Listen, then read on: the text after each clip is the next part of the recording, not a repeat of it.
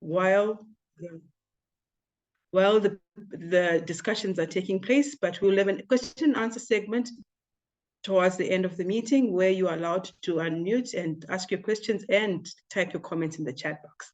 Allow me to hand over control to our administration manager, Toastmaster Sekanyisile Mabena. Over to you, madam. Thank you. A very good evening to you all. A special welcome to our town hall meeting where we are going to discuss our family business. Today is an exciting time where we have a panel of experts who are going to teach us, talk us through what they've prepared for us. So let's be ready to hear, to learn, to listen and understand. And as our logistics manager has said, we will have our question and answer session at the end. I will hand over to our immediate past district director, Andrew Tsuro, who is on the call. I'll hand over to you. Good evening, District 74, Madam Administration Manager, and all protocols observed. It is my privilege to introduce to you our District Director, who will also moderate the panel this evening. While many of you think she's just a girl, she is on fire. You know this. A Toastmaster for over 12 years, and you would know that Angie is inspired and has been inspired by former past leaders of our district and beyond to serve on the cabinet of Toastmasters over the last couple of years. In her roles from Club Growth Director to Program Quality Director, she has exceeded expectations and always put every member mattering at the forefront of her mission. And this year, you would know her with her dream and vision to build a legacy. To those who know her very well, you and I would easily suspect that either she had a thing for Dr. Ralph Smedley or she really loved and had a crush on Harry Oden, the founding father of Johannesburg Toastmasters, and of course, the one who brought Toastmasters to District 74. Currently, she has made it difficult for us to criticize her character, her leadership, and her love for people, with her role as District Director, supporting members across the 12 countries. We're greatly indebted to her and of course appreciate her commitment in supporting all Toastmasters clubs in District 74 to achieving excellence, and of course in welcoming the new clubs that have joined our community, our illustrious community, might I add. Serving in this particular role, she has tried many initiatives to ensure that we remain one united team. And a unique fact, she is one of these leaders in our district who has served on the trio, on a quartet, and now leading a quintet. That, ladies and gentlemen, is our district director. Director of Finance in the local government by profession, with some legal background and, of course, a little bit of psychology within her. You might wonder where she puts that in practice, in Toastmasters. What about overcoming challenges? Where would she have gotten that from? From a hiking experience, whether it's Mount Kilimanjaro or base camp of Mount Everest. That all comes from our district director. No mountain is too high for her to climb, not even district leadership. With that in mind, please help me welcome our district director, my successor, Angie Kivido.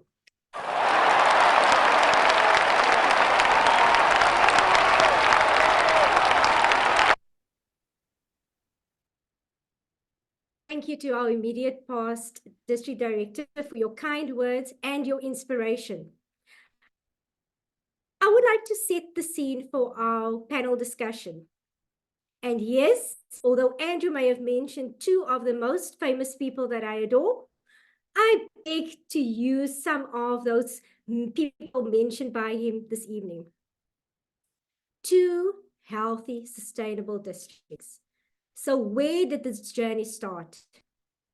You might think I would jump into District 74, but pause for a moment. And you know, 1905 is a significant year for me because Ralph Smedley solved a problem that transformed an entire global audience. But fundamentally, when Toastmasters International was established 100 years ago, this year, you would think that everything will stay and remain on the American continent in the United States. But no, the vision was greater than that. When the Canadian Harry Alden came to South Africa, he planted a seed that extended itself not only to Southern Africa, but Africa as a whole, including countries and islands bordering the continent of Africa. To formalize everything in 1978, this District 74, as we know it now, came into existence. And yet, our journey was not done.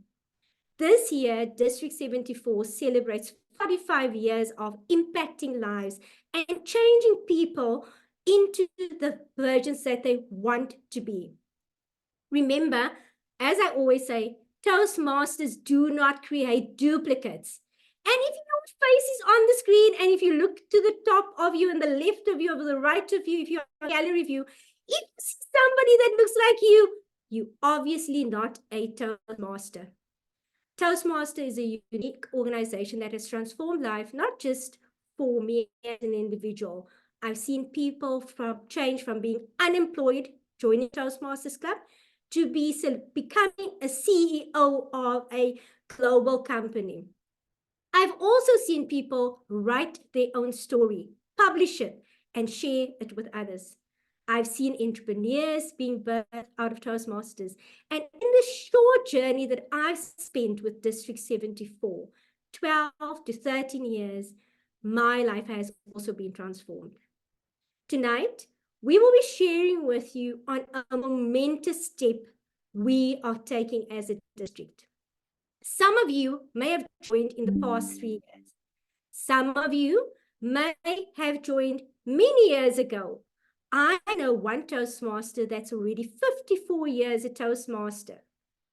82 years? I wonder, what is keeping him in Toastmasters? I'm going to quote Ralph Smedley, and I'm paraphrasing for the benefit of our discussion. He says that way back in 1924, he said that all he wants to do is this helpful tool to spread to all the free men of the world. And free men it was indeed. But in 1984, ladies came into the picture. And as we moved along, diversity came in as well. And now we are serving a global organization. Wow. We are part of an amazing establishment.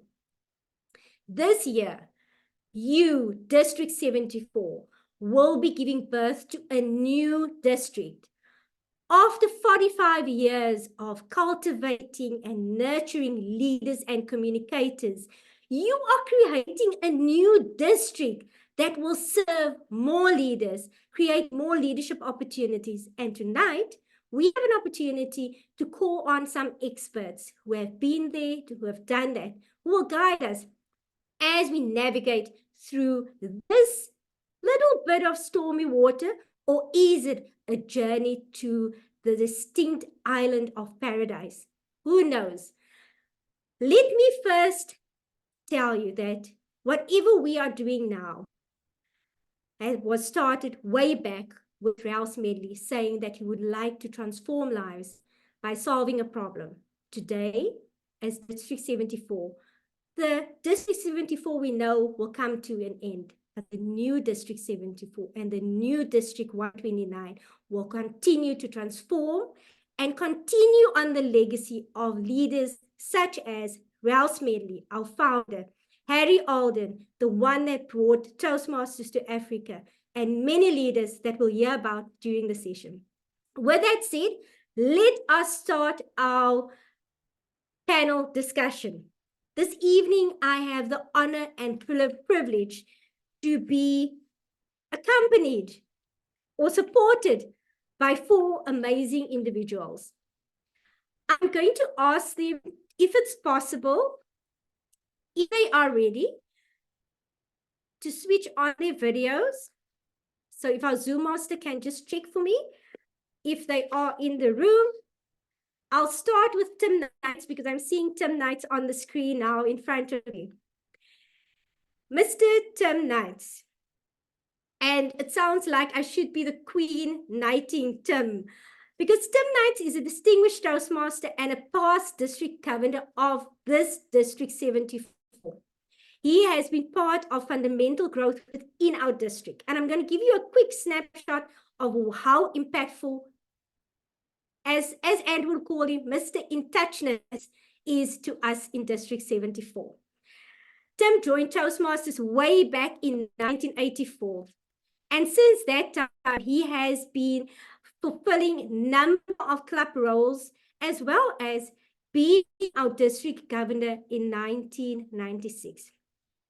He's also he's the current chairperson of the Garmison Trust, and he is our current district parliamentarian.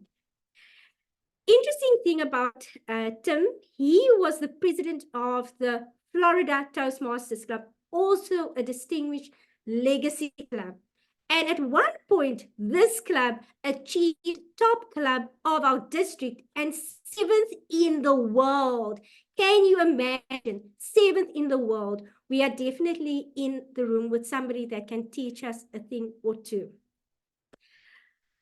Tim has achieved both excellence in marketing and excellence in education and training when he was Lieutenant General Marketing and Lieutenant General Education and Training during 1994 and 1995. So for those of you that are new Toastmasters, terminology has changed. And we have grown up and we've added more things to it. He has been in the chemical engineering environment, and he has now currently been a consultant and consults from time to time in that space. Welcome, Tim, and thank you so much for joining us on this call. I know that Keith Bowen is already on this call, and Keith is a distinguished Toastmaster. Keith has been a district director, a past district director, a Toastmaster for 20 years. I've been privileged to be a division director when Keith was the district director. And if I can tell you somebody that can guide you through conflict and situations, Keith is the guy to go to. He's got a calm presence and he's got a way of nurturing young leaders to come into their own difficult situations. Keith is here because he was one of the leaders that worked on the Reformation Committee. He chaired the Reformation Committee. And this year, he will be our district alignment chair. How apt that he will be guiding us through this interesting time when we have to get the alignment just right. Thank you, Keith, for joining us as a panelist for this discussion. Appreciate your attendance. I would like to just confirm that either Rania Abdullah is on the call. Rania, if you can switch on your video. Thank you. I see you, Rania. Thank you, Rania. Rania is a distinguished Toastmaster, and she's joining us from Amman, Jordan, and has been a Toastmaster since 2005. She has worked extensively with 3 districts, during which she has served in multiple roles at club level, has served as an area governor under District 79. Division director twice under District 20, and a number of other roles, leading up to her being district director for 105. Well, in her term as district director, she was privileged to birth a new district. And we'll hear some of that when we get to our discussions. She has been appointed by Toastmasters International as the Arabic lead reviewer since 2012 and chief Arabic reviewer since January 2023. Professionally, she has been a hearing specialist for 25 years and a business partner since 2009. Thank you, Rania, for joining us, and I'm looking forward to the insights you will bring to this panel discussion. And our final, but not least, a panelist on the call is our esteemed past international director, Ali Shabab Ali. What an honor to have him part of this panel discussion. So Ali simply says that he's an educator and entrepreneur, a certified parliamentarian by the National Association of Parliamentarians, served as a district director for the largest district in the world. Whew. Till date, for 7 countries in the Middle East, including nearly 300, I want District 74 to listen carefully here, 367 clubs and 88 areas. With that, I've got nothing else to say. In the current District 20 structure, he served as the first international director and regional advisor for the Middle East, Africa, and Pakistan. Thank you so much, Ali, for joining us, and it's such a privilege and honor to have you on this call with us. Panelist, I'm going to ask our Zoom master. We are going to start with Tim Knights. And this is an opportunity to remind all our members, whether you're a leader, not a leader, a future Toastmaster that is on the score. The reason we're having this panel discussion is there's a few reasons why we're having it. The one is to remind us as District 74, the journey that we have taken leading us to this point of creating 2 sustainable, healthy districts. To clarify some preconceived ideas of the impact on our members, to highlight leadership opportunities for all, to prepare our members and our voting electorate for the upcoming district council meetings, and we would like to create an environment for understanding and open communication amongst our members in District 74.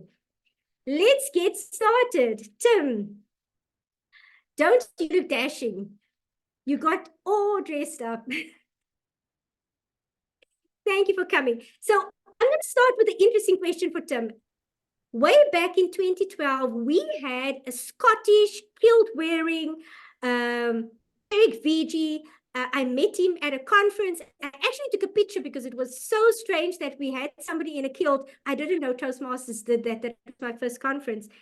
But in 2012, there was a strategic discussion that took place. And Eric Vigi said, let's build our district to 220 clubs. Tim, if you reflect back, because I'm sure you're part of that discussion, if you reflect back, that moment when you guys discussed 2020 clubs for District 74, and you reflect back and you look at us now heading into a new district, what's your thoughts? What's your opinion? Was that shifting the narrative? Was it taking us into the right direction?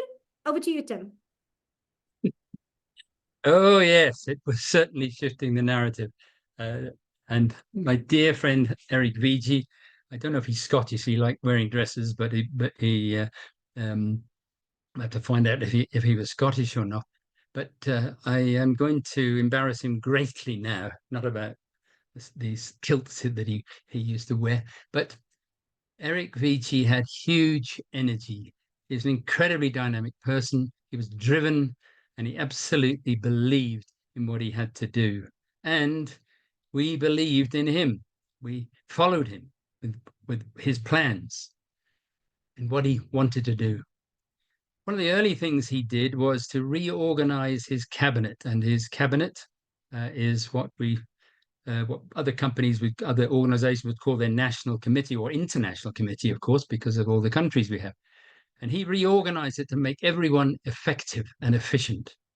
And in doing that, he set up the goals that he wanted to achieve. Everyone knew he meant business.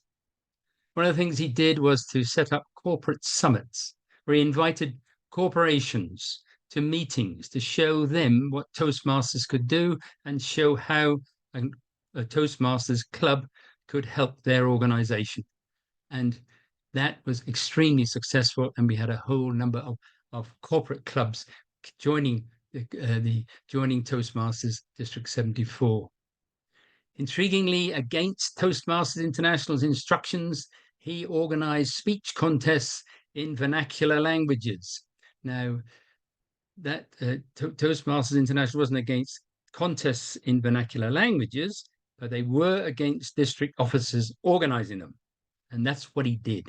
And that generated the interest in Toastmasters with people of color. And that was a huge start for us. He did something else. He changed all the letters for our divisions from A, B, C, D, E to G. He changed them all to the letters which spelt out leadership. A trivial thing, but it showed everyone what he meant to do, what his intentions were. As a result of all these actions, people of color flocked into Toastmasters and caused the dramatic growth that we see today. But I think more importantly, he's always regarded as the person that converted District 74 to make it inclusive. Instead of being a white organization, he made it inclusive. That's what Eric Vigi did. And that growth then took off to the state where we are today. Madam Didi. Thank you so much, Tim. And I think that sets the scene for our discussion this evening, because we needed legacy builders, and Eric Vigi is one of them, that transformed the way we thought of doing business in our district. How amazing. And we are benefiting from what he did. Thank you, Tim, for that input. But one of the questions that normally comes up, and I'm going to ask our past international director, Ali Shababali, to come to the screen. And, you know, the interesting thing is, as much as we've got significant leaders that have pushed for transformation and inclusivity, why would a district need to go through reformation? Why would we need to take this step? Over to you. Thanks a lot, Angie, for a wonderful question put forward. It's all about the numbers, I believe. When the board reviews, the world headquarters keeps a check on larger districts, especially for 200 plus clubs, 240, according to our governing documents. And these are the districts which are under review always. And sometimes we have very large districts, but the growth is not so big. And for the time being, they're untouched, but they are reviewed. But the districts which are large and they are really growing and growing, here is where the board takes a decision along with some analysis done with world headquarters to let's step forward and try to see if we can reform this. But it's not that easy, and I'm sure you have seen how is it. The best part is we have the whole process lined up. Anytime a district needs to be reformed from A to Z, we have every step available, because that's not the first time districts are being reformed. It's been there always since the beginning. A few things are considered, mainly geographical and cultural issues. Sometimes countries that might be far away in the district but gel well together and they work well together. So many such factors, how effective, how efficient they will be together, connecting this division with another in the new district. So all this is taken into consideration. Sometimes it's the district which approaches the board. It's the opposite. Instead of the board approaching the district puts a proposal to the board through the CEO of Toastmasters International that we are good now to split, and kids have grown and they're looking for a new home now. So the board does their analysis and then they come back. And once either side agrees, or I mean both sides needs to agree in the process, then the district reformation takes the whole process forward. So yeah, hope that answers your question. Thank you so much, Ali, for that response. It leads us to the next question, because obviously our district there prepared a proposal to Toastmasters International headquarters, and our Reformation chair for our district is actually on the call, and he was Keith Bowen. So Keith, if you can come on screen, and I've got a question for you leading from Ali's response. There you go, Keith. I know I saw Keith work on the Reformation Committee and crunching numbers and figuring out projections and all of that. But Keith, I've got one question for you. At some stage during the decision making in building up to the proposal that was submitted to Toastmasters International, there was obviously a couple of key things that you needed to look at as a committee before you actually finalize your proposal. And there was a few that I saw that there was, oh, are we going to go to the left? Are we going to go to the right? Would you like to share with our district 74 members maybe one or two of those critical things that influenced the proposal that was submitted to our Toastmasters International headquarters? Sure. Thanks, Madam Didi. I think that a couple of the really important things are actually laid out in the Protocol 7 that comes from Toastmasters International, so in the governing documents, as to the kind of information that as a district reformation committee, we need to put forward so that the board can make a rational decision. They know on what basis we've made this call. And some of them include, for example, ensuring that there is potential growth in both districts, that there are leaders in both districts and a succession plan for the two districts, that they are able to succeed. And so what we had done is we took the requirements that are in the Protocol 7 and we put together our own sort of multi-criteria decision-making. So yeah, and you can tell from the glasses and everything, I'm a bit of a geek. I like things which are numbers. And you'll remember, because you were on that committee, as was Granny B and Andrew, that I loved the numbers and going through the numbers. And of course, it took people who are not as analytical as me to kind of bring it back and let's have the discussion with people, because this is about people, it's not about the numbers. But I do have a tendency to crash on the numbers.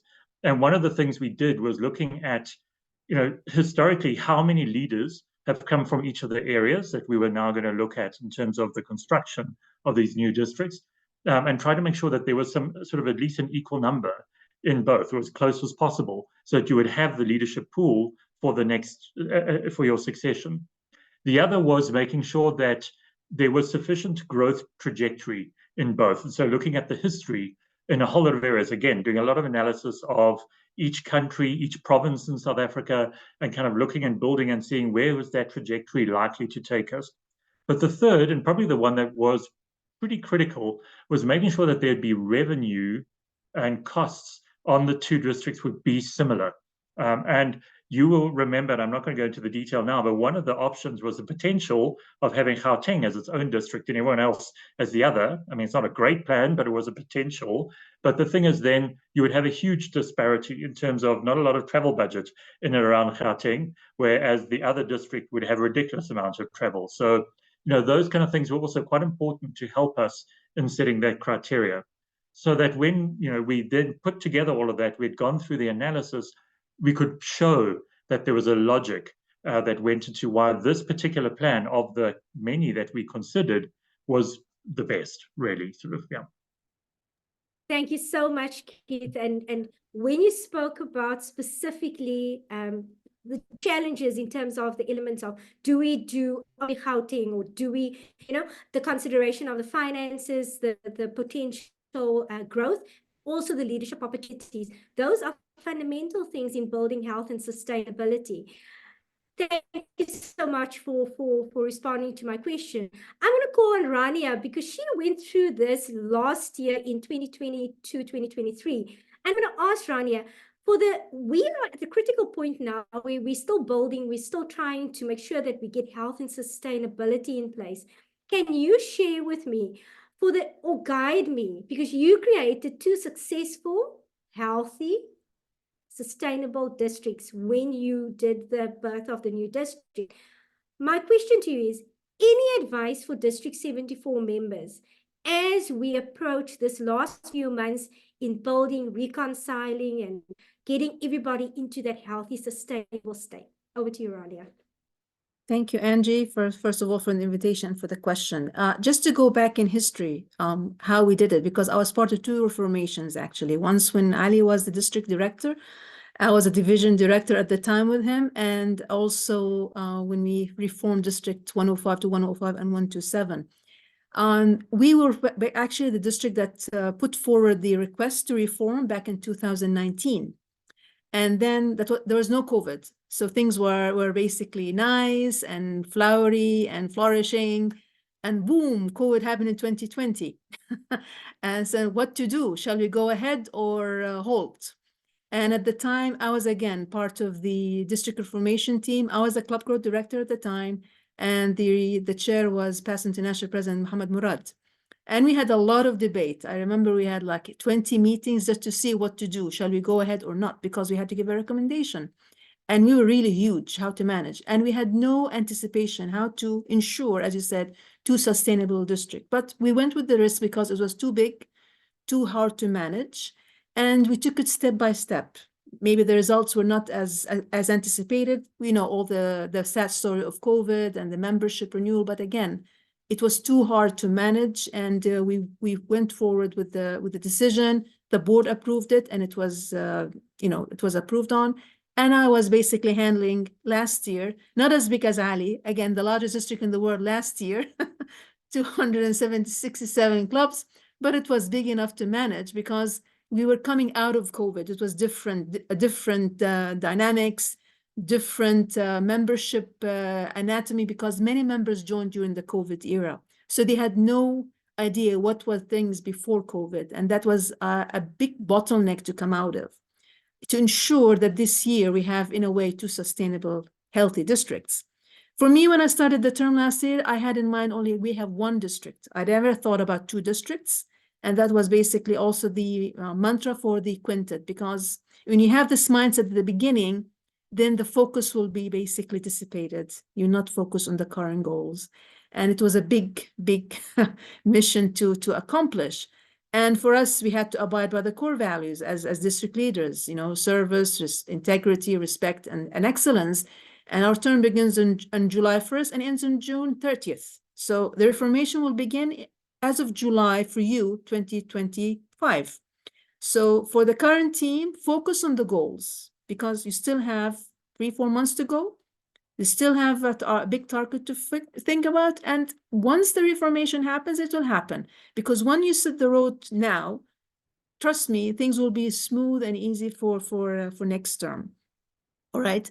Focus on the targets and members' goals, their aspiration. And this will basically pave the way for the incoming leaders to have a breathing space, better than what I had, to be frank. I mean, I envy them this year, but it was a privilege, I should say. I've learned a lot through the journey. It was very, very admirable. I think Angie also can second that. But it's happening. It will give opportunities for members for the coming new district, and also for District 74. And that was basically it. So focus on the target goals until the race is done. And then the pace will be paid for the incoming 2 new districts. And all the best. Over to you. Thank you, Annie. Focus on the current goals. Make sure the members are experiencing the best that Toastmasters has to offer, and they're living the value proposition. I love that you mentioned the core values of Toastmasters as well, Rania. I think those 4 core values should be the things that drive us as we serve our members. Thank you, Rania. So talking about Ali, that has been going through reformations on a continuous basis.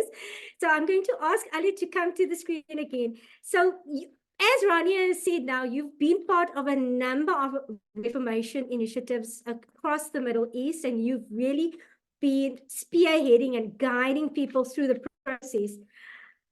Do you think, Ali, that when we give birth to a new district, there's still opportunities for collaboration between the 2 districts, cohesiveness, supporting one another, or we just like 2 districts and we cut one another off and that is that?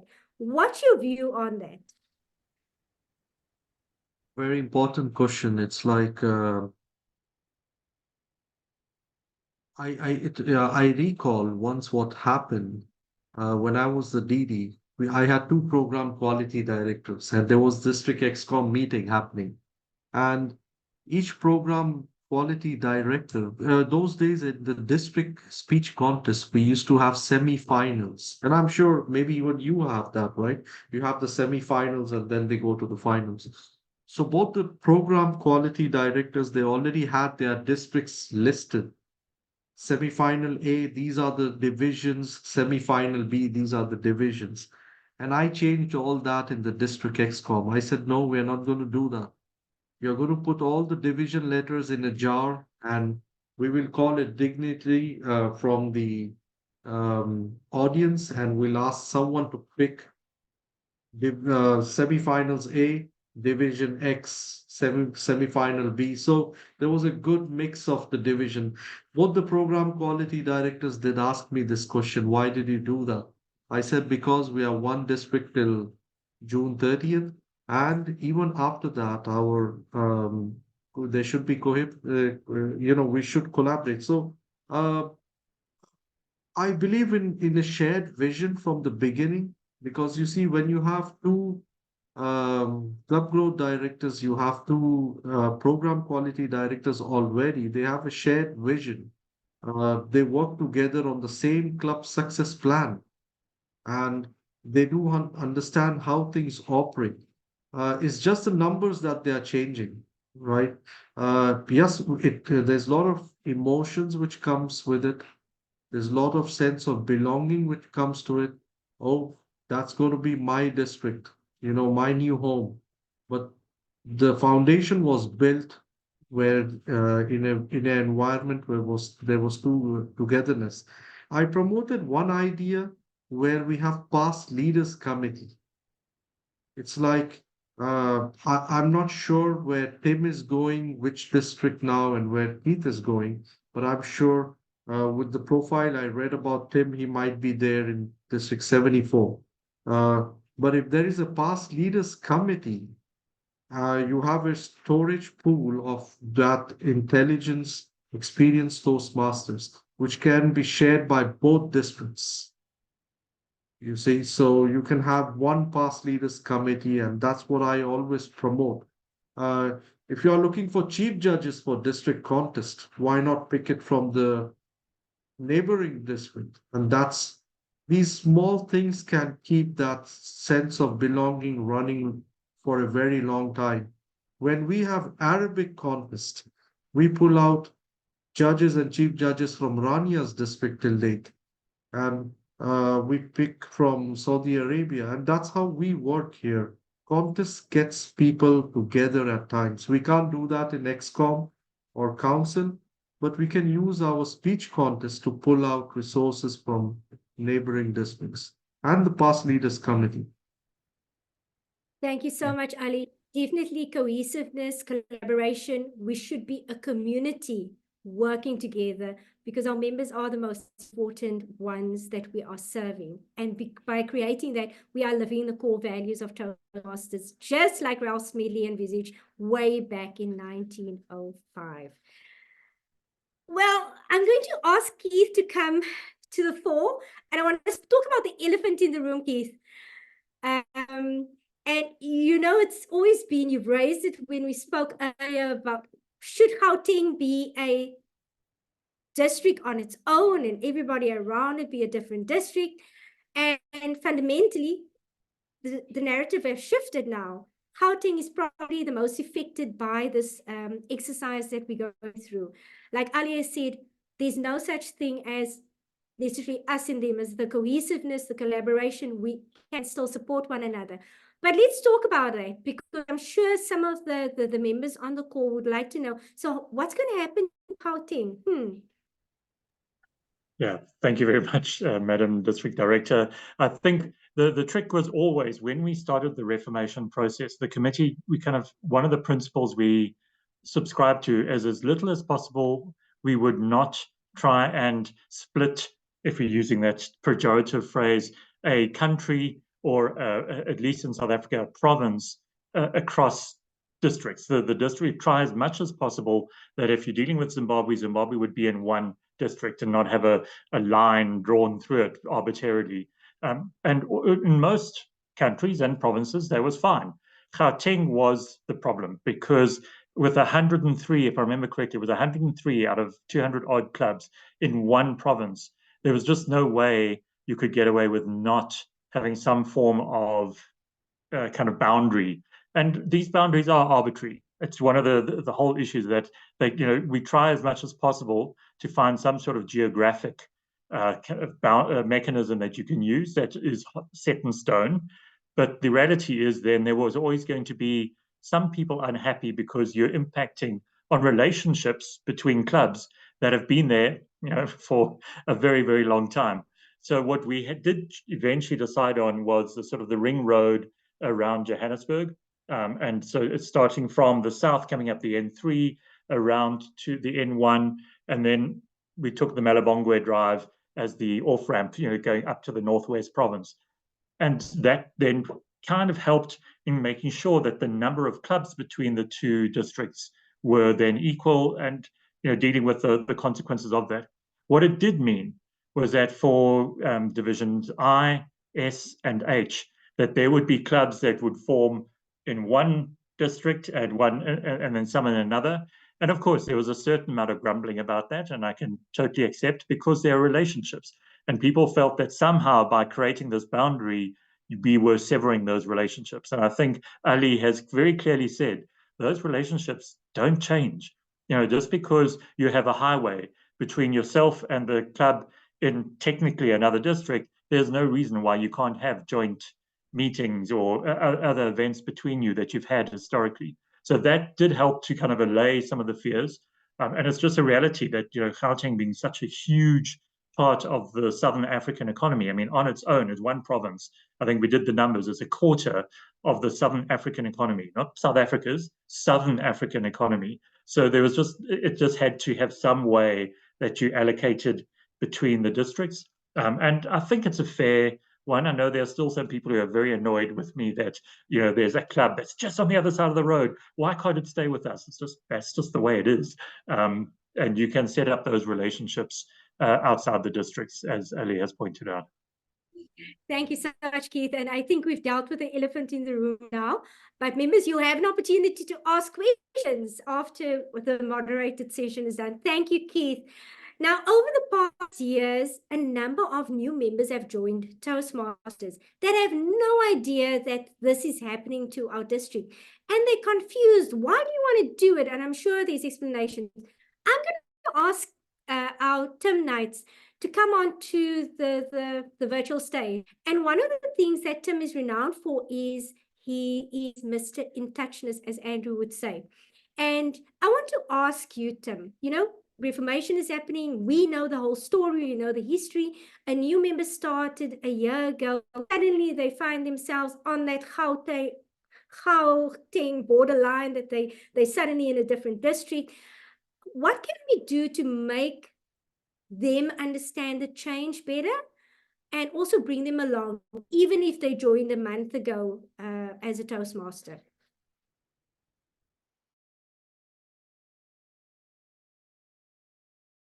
Tim, you're muted.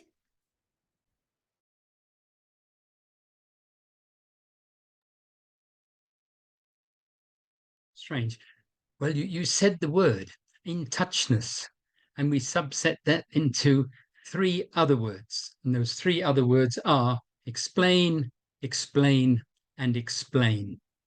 Just keep explaining what it's all about. And we've just had a very good exercise with the introduction of pathways, which taught us an awful lot about how we communicate things and how we get a new system to our members. And it was done extremely well. And one of the key aspects of pathways introduction was the pathways guide. And I think what we need is a reformation coordinator, which could be an area director. We need to scope out the job, but maybe somebody who is functioning with all the information that is required for the reformation and what people need to know. They need to compile presentations explaining everything about this Reformation, visiting clubs, making presentations, having question and answer sessions, and of course, club officer training 1, where we train people. There has to be a big chapter in that training on Reformation. And then COP 2, club officer training 2 in January, that's where we problem solve. And then we ask, what problems have you got with Reformation? That's the kind of thing that I would like to see. And all the way through, stress the benefits, with it, what's in it for them. And what's in it for them is, of course, the magnificent opportunities of all the new leadership roles that are required in the 2 new districts. And that's what it's all about, leadership, and how magnificent it is in Toastmasters and how much we learn and can go outside. Then, of course, the old-fashioned frequently asked questions on the web with updates sent out to all the members. Don't diminish it. Keep at it. That's what In Touchness is all about, keeping the information flowing. Madam DD. Thank you so much, Tim. I've taken a lot from that, so we've got some work to do. Thank you so much, Tim, for that information. Now, I'm going to ask Rania to join me again. And less than a year ago, Rania was at this point in her journey with her team. And I would like to, Tim mentioned, tell them what the benefits is there for them as individual members. Please, Rania, what have you seen in as you've transitioned, what benefits exist in the process of Reformation? I know Tim mentioned a few, but can you tell us in terms of what you've done, specifically what you've seen in terms of benefits to our members within our Toastmasters community? Thank you, Angie, for the question. You see, it's a coin of 2 sides. So some members see it as an opportunity for growth. Others have a lot of sentiments and emotions. Why I want to split, we're going to miss our friends, especially the first thing we think about is the district conferences. Back in the good old days, we were 9 countries. Now we're 5. Now we're shrinking to 3. So that is the first thing that comes to the member's mind when you think about it from that perspective. But if you look at it from a different point of view, and as Tim mentioned, explain the opportunities of growth, because this is basically easier to manage as a district. You will be able to attend to their needs in a better way. Imagine we have a big company and only a few managers to manage it, and now you have like smaller companies with many directors or administrators. It will be easy to manage and accommodate to their needs. From that perspective, this is very important. And it opens up also leadership opportunities. Now you're going to have like many district leadership positions opening for the 2 districts, even at the area, at the division level, committees, many committee members. And now with the Zoom era and this kind of virtual era, I see a lot of opportunities for collaboration. Now we're District 105, District 127. The collaboration is still happening. We're sharing a lot of educational sessions here and there. We come and travel here and there. The world is small. It's not like back in the good old days when, we're splitting as if we're going to 2 different continents. It's not the case at all. It's a mindset. So you have to change the mindset of people and look at the positive side of things and encourage that. The way I see it and the way we saw it, more leadership opportunities, more collaboration, because back in the old days as well, we used to see the same people doing the same presentation. Now we have new faces. You groom more leaders, give them more opportunities to shine and rise. And we are basically an organization where it says, well, leaders are made. This is where we start the first step to do that. So yes, there's a lot of opportunities for growth. Thank you so much, Rania, for that. I'm going to latch on to Ali now and ask him the value of building districts. We know leadership opportunities, like Rania said, you've got the whole idea of having smaller company, like a company set up so you can service your members better.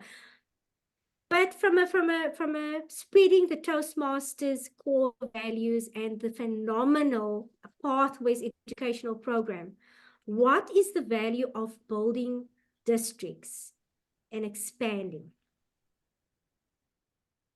Great. The moment the baby district finds out that they are going to split from the parent district, I'm just calling it baby district because it's just a term I'm using. The moment we find out that we are going to split from the parent district, we already start organizing that thinking process that we are going to be on our own. And we have that mental push to perform better. When we talk about speed champions, you'll be having two different champions, maybe two best who were always running. Now you have more opportunities for them to go all the way to semifinals. And if you are part of a reformation committee, this is for the audience, I'm sure Angie is, but being part of reformation committee itself is a task to do. You get to hear both sides of the audiences where some people are against reformation, some are okay with it, some have mixed feelings about it, and to work on the analysis part, which division goes where, what country goes where, in which basket, that's a decision to make. There are a lot of versions which are created, and then the best one is picked by the district council, by the board, and then it's a task to do. You have more leadership opportunities now. We get best from both sides, more leadership opportunities, collaboration, as everybody has spoken about, and yeah, these are the few things I can think which brings a lot of value while we are talking about splitting. Yeah. Thank you Thanks. so much. So being even part of the Reformation Committee, I can attest to it, Ali, that I have seen how the leaders make the decision, and then I'm thinking about, okay, so next time I can actually use the model that Keith so finely developed in future projects or in future things, and the way that I think is different because I actually was part of that. So thank you, Keith, for that. I'm going to ask Tim to come to the stage again. I just want to ask him a quick question. You know, one of the things that was raised in one of the previous questions was we have to cultivate leadership. I think Keith mentioned it. Rania mentioned it. Ali mentioned it. But how can we encourage members to raise their hand? Our DLC chair is in the room, and he shared his report with me. And we are a bit worried that we're not getting everybody raising their hand to participate in this process of stepping into leadership. Just give me one or two thoughts that can kind of encourage those that have not yet raised their hands, and for the positions that they still can, what would you say to them?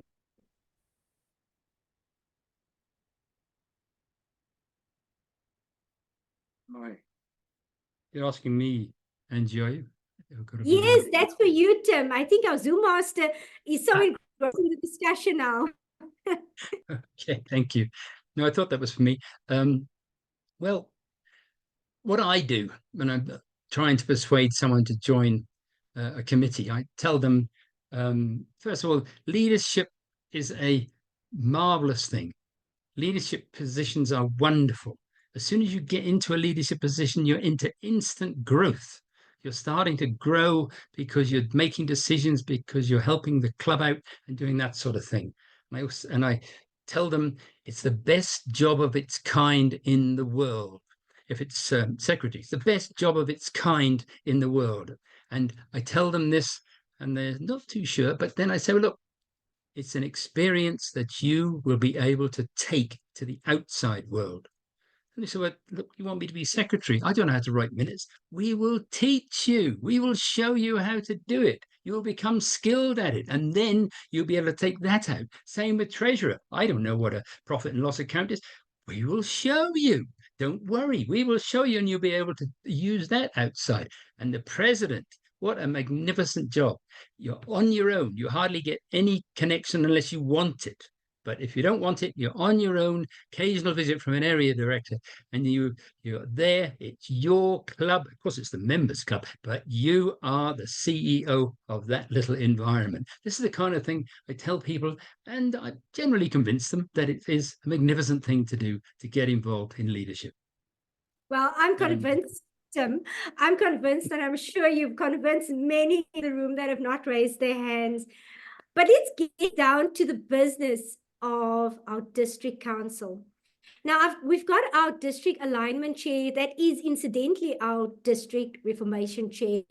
And as I said initially, the alignment is happening now, but we are growing our district. So Keith, if you would like to join me on the virtual stage, you know, we are creating new opportunities for new clubs, and those clubs need to be aligned either to the one district or the other district. And we've got virtual clubs and online clubs and clubs that are got members from across the globe, across Africa. So the whole dynamic of what we see as a club, a new club, it's a difficult thing. I don't know how you're going to manage to allocate and align these clubs, but if you can share with us, how important is this alignment process at this point for our district?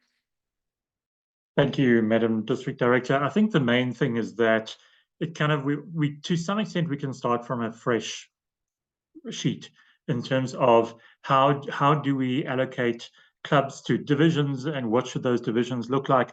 But, you know, to a large extent, the alignments we've had over the last couple of years did a great job in setting up new dynamics that have worked. So therefore, for example, when you have Botswana and Namibia in one division, and you've started setting up some of those frameworks, you know, as the alignment chair, I've looked at that and like, do we need to disrupt that? I think, you know, some of the things that work, we maintain and retain. But obviously where there's been growth areas, then you really do have to look, particularly, as you say, sometimes you've got clubs that have started up and are registered in Cape Town, but the person's name who kind of started it up is actually from Zimbabwe. And then it's like, well, which one should that be part of? And so we will have a little bit of a process of, you know, starting off with an allocation, then realizing, well, there are some dynamics here, and maybe that club should be with some of the others in you know, where the leaders are that are running that. But to a large extent, you know, and it's part of what Rania was talking about, this idea that this is about management. It's about managing the clubs, and to, you know, because so many are online, will it really matter if, you know, you've kind of allocated them marginally in the wrong place? Because we are able to visit one another a lot more than what we might have done, you know, before COVID. The whole way in which we do things has changed. So I think, yes, geographic allocation is important because, you know, when we are in person, it makes things easier, particularly as we have to consider that from next year, contests will be in person, area contests, division contracts, etc. So you can't be having, you know, someone who's going to a contest from very far away. So you've got to try and consider that. But also, I think to some extent, we have the ability to cross-pollinate, and we will continue to do so. But we, you know, one of the things I am trying to do as part of the alignment is making sure that there's a mix of strong clubs and clubs that need support.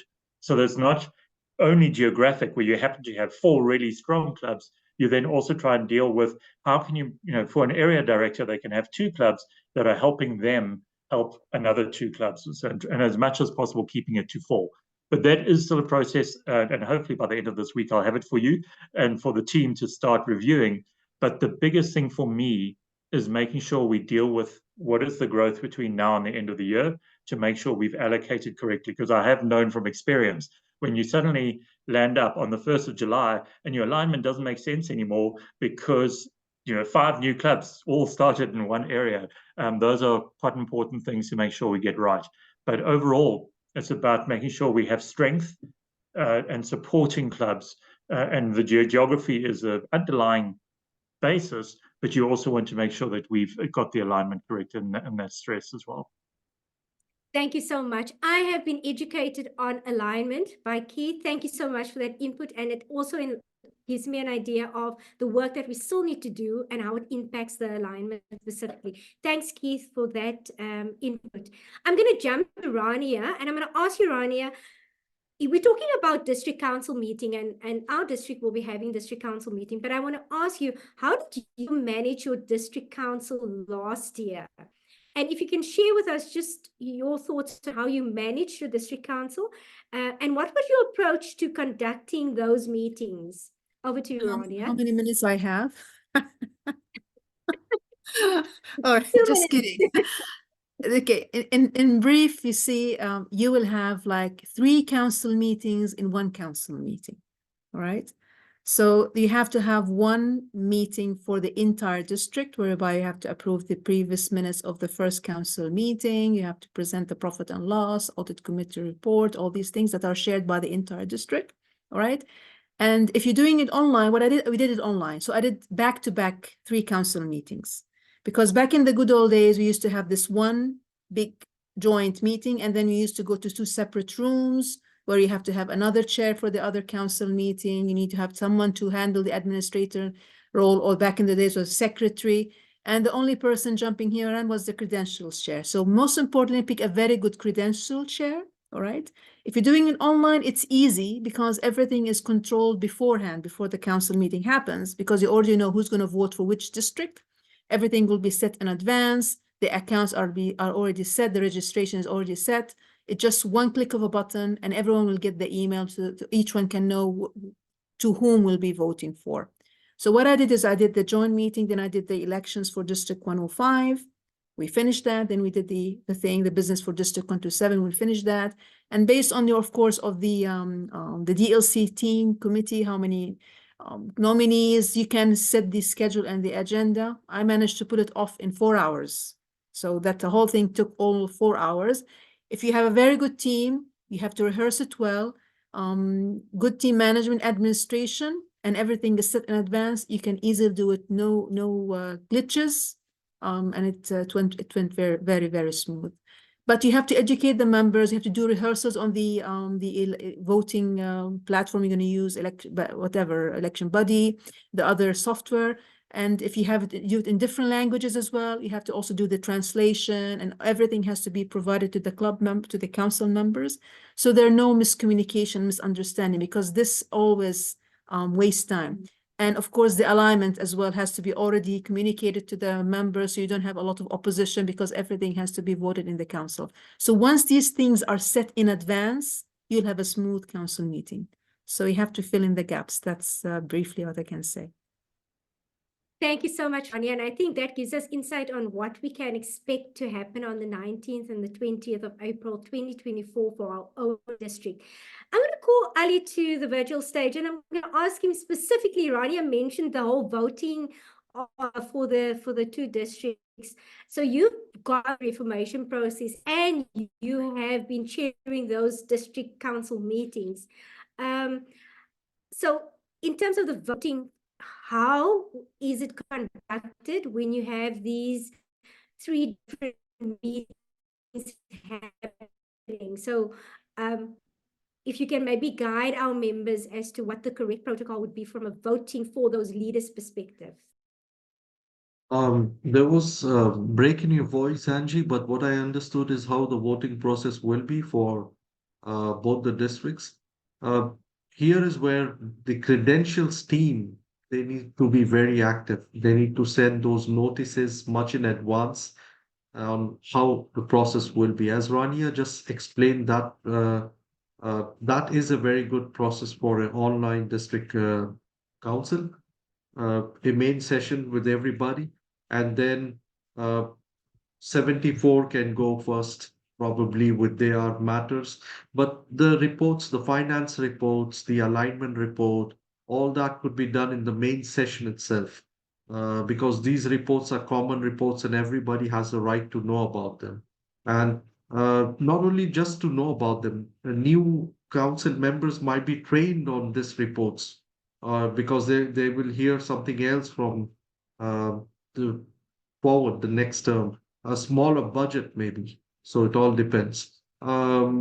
So once these reports are done, then we go to the elections part, which is very focused per district, and that can't be same. So at least for the election parts, the credentials team can now be very active, very sure of what they are doing. If you are going to use a digital voting system, so the ballot can go by email only to those who are part of that district, who they are voting for, selecting their leaders. There should be no mistake done. In case of dual members in the current district and the new district, so if they share the same email, I mean, they must have the same email. So credentials can't do that mistake where they send an email here by one ballot here, and then again in the next set of council, they send another ballot there. So these technicalities are really important to be looked on, because when I did that, both the districts split. They said hello to each other, farewell, and they went to different rooms. And I had to appoint one chair to take care of the other council. But when you're online, you need to take care of that digital. There is a Zoom poll system as well. There are some improvements if you want to use that. I did test that. I used e-balloter, election runner. So these are some which are very focused. Other than that, I don't see any complication other than the election part. Yes, there may be new business which the district director needs to take care of. Maybe there might be new business coming up from the new district, some concern. They have the right to bring it, but if they can get this to you in advance, it's always better, so you're prepared to tackle that in both the district councils. So you're going to have 2 district councils in one shot. The main session, District 74, and the baby district. Thank you so much, Ali. I think that was a mouthful and very insightful. I'll definitely be re-listening to this recording. I see our timer is on red, but I've got a final question that I would like Tim Knights to answer me. Mr. Knights, this is for you. As our district parliamentarian, sir, what guidance would you like to share with our voting electorate? Because we've got voters out there and they're thinking about, hey, I'm going to have to vote, in terms of getting themselves ready for our district council. What advice would you give our voting electorate on this call and the ones that will be listening to this recording? I would give them 5 words. Be there, it's your job. So, and then explain it's so worthwhile because you're going to a very interesting meeting. You're going to have hearing reports from all the different divisions on how they are doing. And you'll be thinking, oh, gosh, they do that there. Wonder if we could do that. That's the kind of thing you could hear from that. And then there's the elections are always exciting because you'll have people you're wanting to promote and they're looking, are they going to be elected? You're going to have that. And then you can contribute. Now, parliamentary procedure is daunting. Getting it right, petrify. Oh, gosh, if I make a mistake, they say you're out of order. But you see, that isn't what happens because you've got a district parliamentarian and you've got a district director who are there to help you. And you might have a motion that might be stand up and say, well, look, the council meeting in May is it's a bit awkward, you know. A lot of people would much rather have it in April. Can we do that? And I say that's hardly parliamentary wording. And so the district parliamentarian will pick it up and say, George, if we say I move that we change our date for the district council from May to April, would that be correct for you? So yes. So you see, they're there to help. But whatever you do, don't raise anything trivial. Think it through first. So it's an important thing that you are raising. So that's the advice I'd give to someone there. Attend. It's your job and it's fabulous. Madam DD. Thank you, Tim. I'm going to ask our Zoom master to put all our panelists on the screen now. And I'm going to ask if it's possible if we can take a virtual pic of our amazing panel. I'm going to repeat, we have got our past international director, Ali Shabab Ali, on the call. We have Rania Abdullah Rab, a distinguished Toastmaster and past director of 105. We've got our Reformation chair, our alignment chair in the room, Keith Bowen, distinguished Toastmaster, and we have Mr. In Touchness, Tim Knights, distinguished Toastmaster and past District Director of District 70 for online. Thank you so much for being part of the panel. And we are going to open up the chat. We've got our Toastmaster administration manager that will be checking the chat. We've got our logistics manager that will be checking the hands that are raised. The floor is open for questions. If you have a question, please raise your hand and we will acknowledge you. Please, when we acknowledge you, please state your name, state which club you belong to, if you want to give your area division, and give us your question. The floor is open for our questions. Are there any hands? I don't see any hands. Are there any? Only Granny hand. Granny, there's the hand up. Our CGD, Bekasi Sangamani, I see your hand is up. I also see Area Director Lillian Wade's hand up. So we'll start with Bekasi Sangamani. Sir, the floor is yours. Thank you, Madam District Director, and thank you to the panelists. That was such a valuable conversation, and I think it's a conversation that the district as large would benefit from.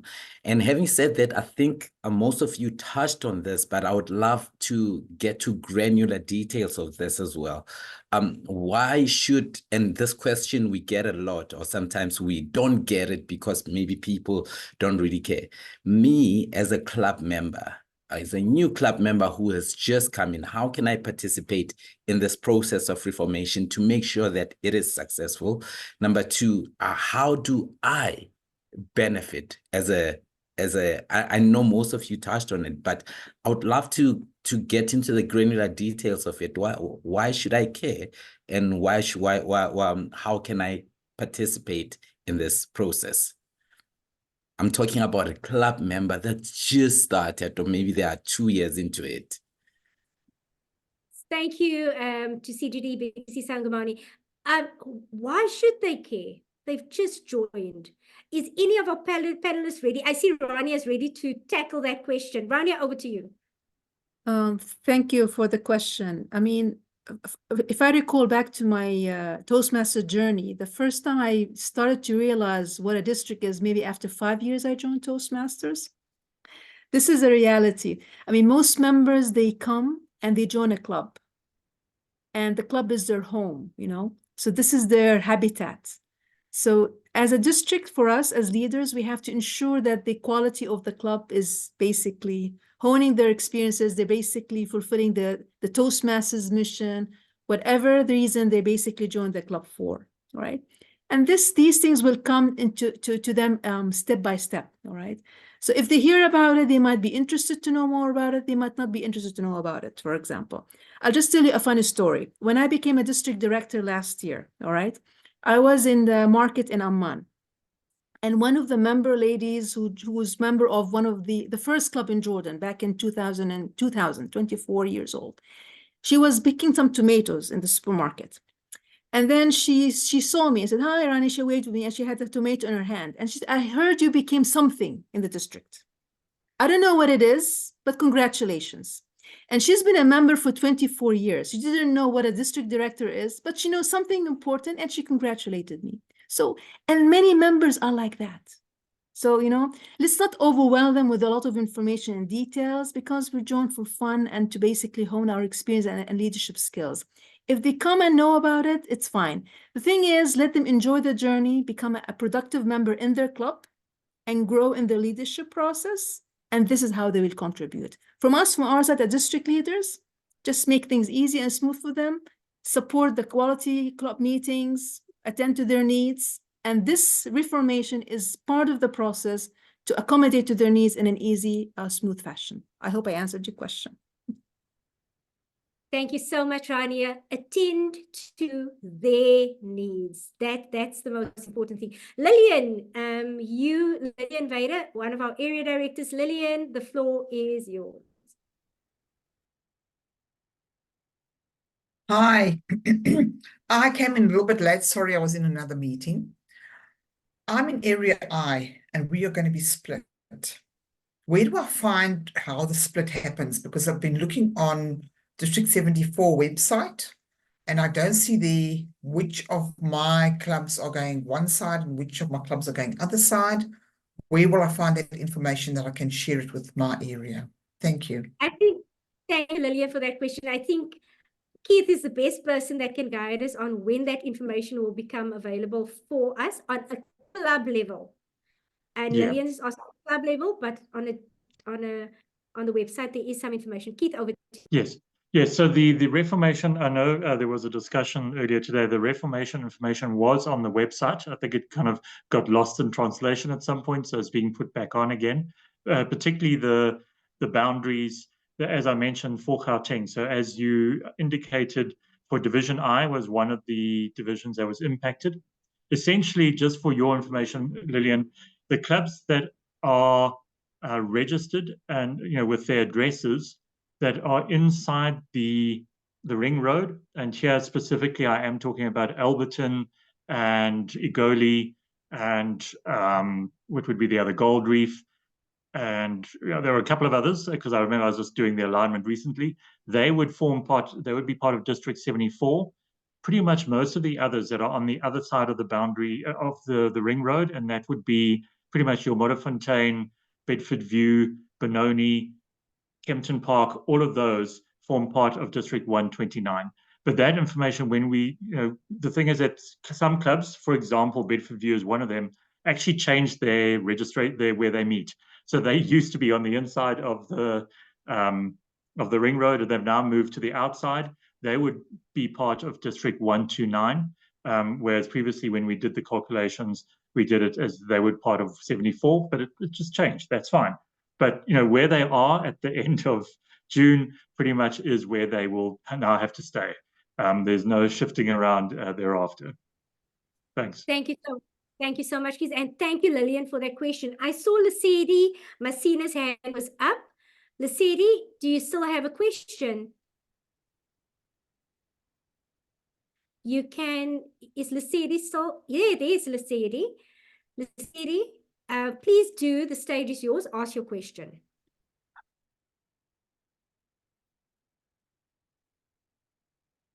Can we hear Lesedi? I see Lesedi's mic is unmuted, Mr. Zoommaster, and her video is on, but I don't see her. While Lesedi is sorting out some technical issues, I see there's a question in the chat. We got a question from Judge One. So Judge One, can you share with us your name? The question is, will the current funds of District 74 be split equally between the two districts? Ooh, where will the Garmison Trust be? 74 or 129? Oh, let's do the first one. Ali, I want you to answer the question on, will the current funds of District 74 be split equally between the two clubs? And then I'll give the Garmison question to Tim to answer. Over to you, Ali. Sure, Angie. So Judge One, I understand you have the right to remain unknown as per the contest rule book, but definitely the budget will not be split equally, because that's not the purpose of reformation. It's only going to split as per your membership in both districts. So this is why more members, more money, less members, less money. Whichever districts has enough number of members gets the budget fair and square according to membership. Angie? Thank you, Ali. Short and sweet. That's how the money will be distributed. Tim, the Garmison Trust, and maybe just for the benefit of everybody on the call, Joe Garmison was a Toastmaster that really invested in the development of individuals through not only the Toastmasters program. I know I've heard he's done a lot of other things. And Tim Knights will share with us what's going to happen to the Garmison Trust, Tim? Well, the Garmison Trust provides funds for underprivileged people who want to do Toastmastering and are worthwhile. And we give them half the dues and joining fee. And we have decided that the barrier between District 129 and District 74 is completely transparent, and we will be carrying on supporting members in both districts. Fantastic. Thank you so much. Oh, what a relief. I'm sure all the members are sighing that they can still knock on your door for some assistance. And thank you so much. I've got George all the way from Mozambique. Raise his hand. George, the floor is yours. Ask your question, sir.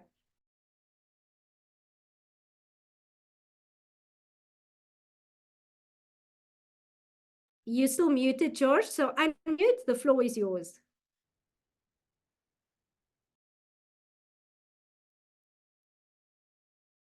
While George is sorting out the unmute button, I see Judge 1 was Edith. So Edith, I hope we got your answer, your question answered. And then I'm just going to see,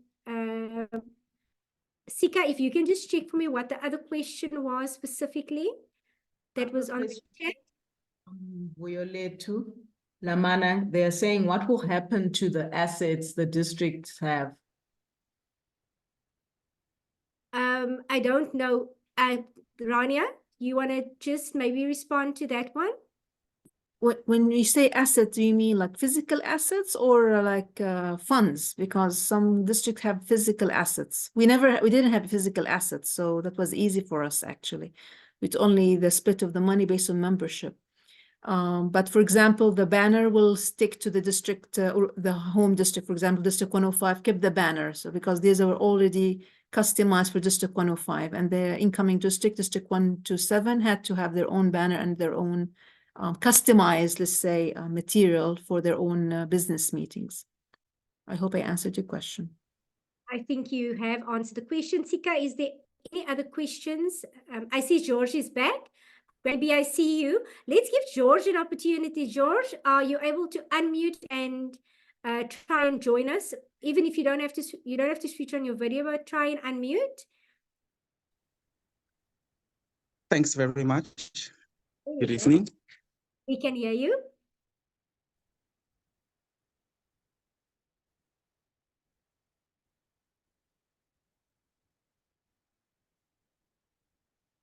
I think the internet is a bit slow.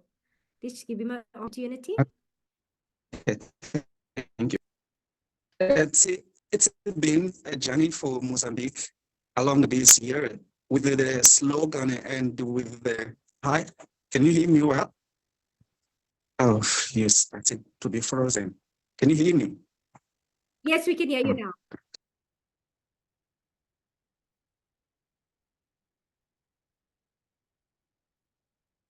Maybe George. Thank you. So the journey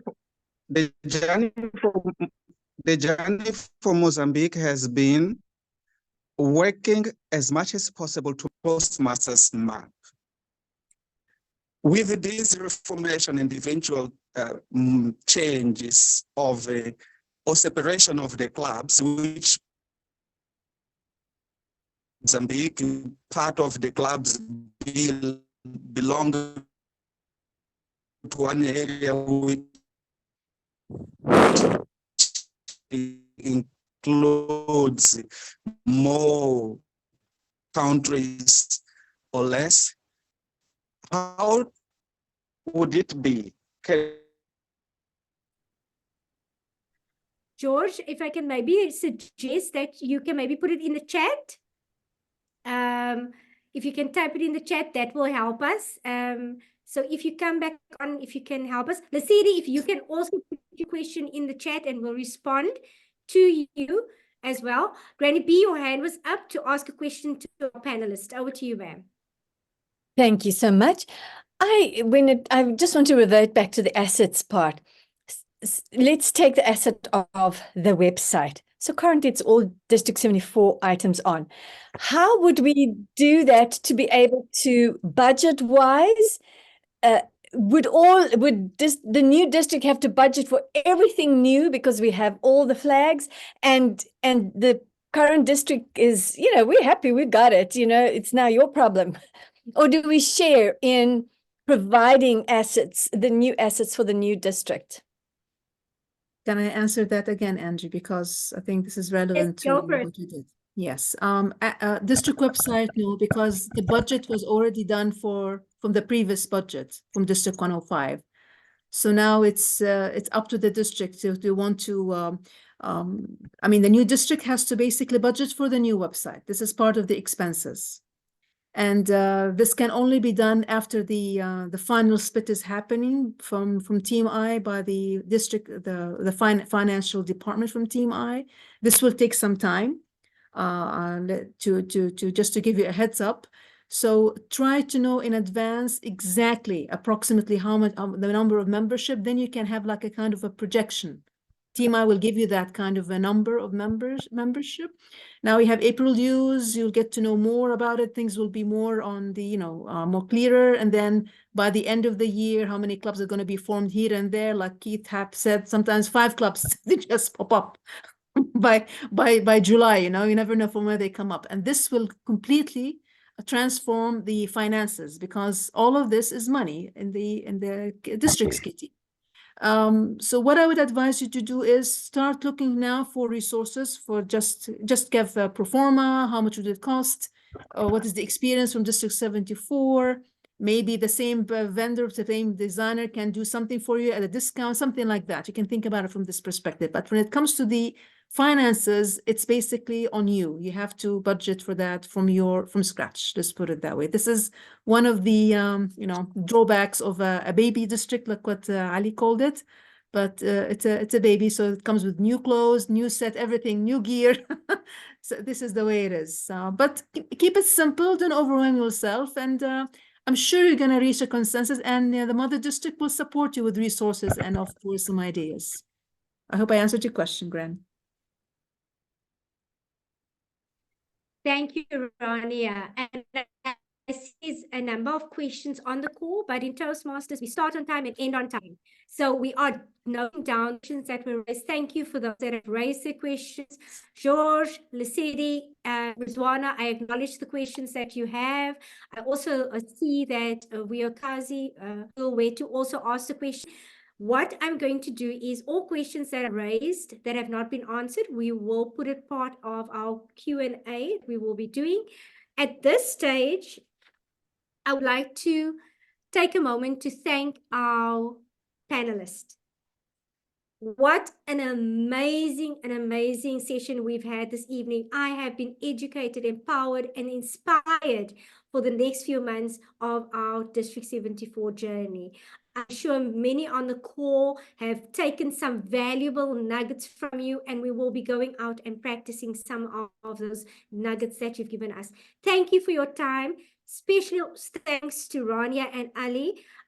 During Ramadan, they've given us some of their time, and we appreciate you so much. Thank you so much. Thank you to our parliamentarian, Tim Knights, Mr. Intouchness. I just love it when they call you that, Tim. And to our District Alignment Chair and our Reformation Chair, Keith Bowen, for an amazing engagement and education that you've given us tonight. And to everyone that have been part of the call, some people dropped off, but for those that are part of the call and those that will be looking at this recording is for you. This is to empower you, to inspire you, and excite you for the new journey ahead. District 74, District 129, we look forward to serving you. But as Rania said, let's focus on this year. Let's aim strong. I'm going to ask, at this point, I'm going to ask quickly our administration manager to do the final of administration before we end. And then I want to ask everybody on the call not to leave the call yet. I want to get us to take a picture. Our Zoom master, if everybody can switch on the videos and take a final pic of this amazing session. Thank you so much. I'll hand over to our administration manager, Sika Nyesire Mbane. Thank you, Sika. Thank you, Madam Didi. And the final remarks from the administration desk is that this session has been recorded and it will be available on the District 74 website under District Business.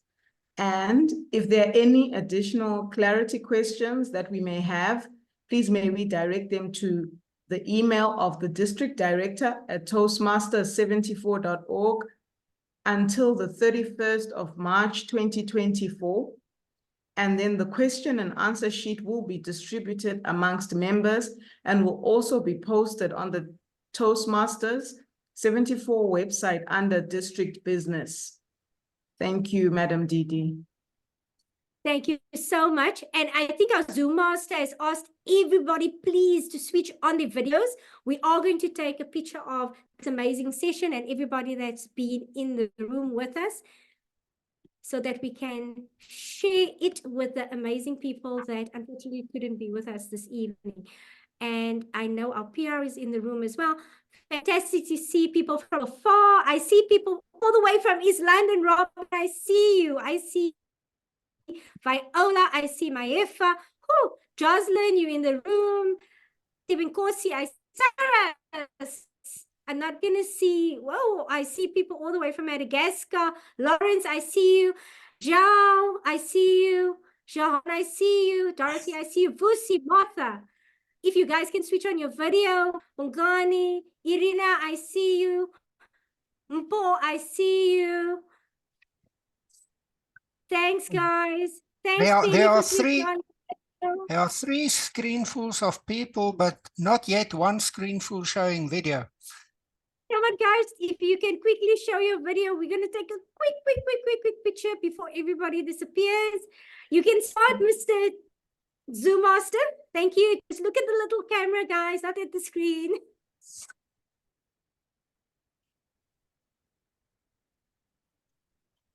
Another shot on the second screen. At least we have some profile photos there. Thanks. I got that one. Thank you. Are we done, Mr. Zoom Master?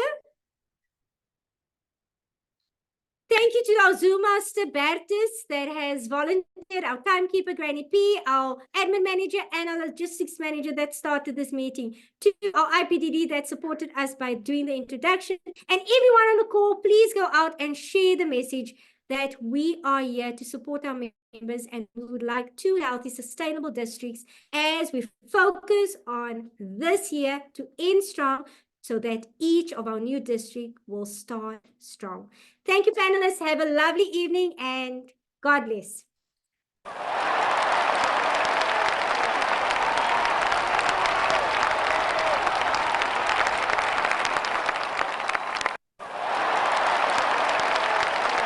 Thank you. Good night.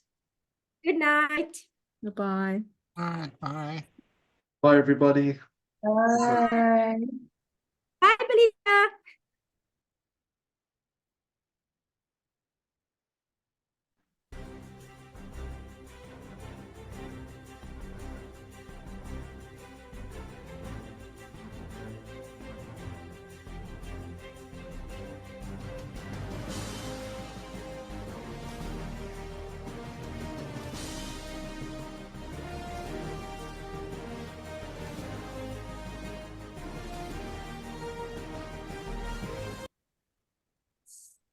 Is it time to stop, Madam You can stop the District Director?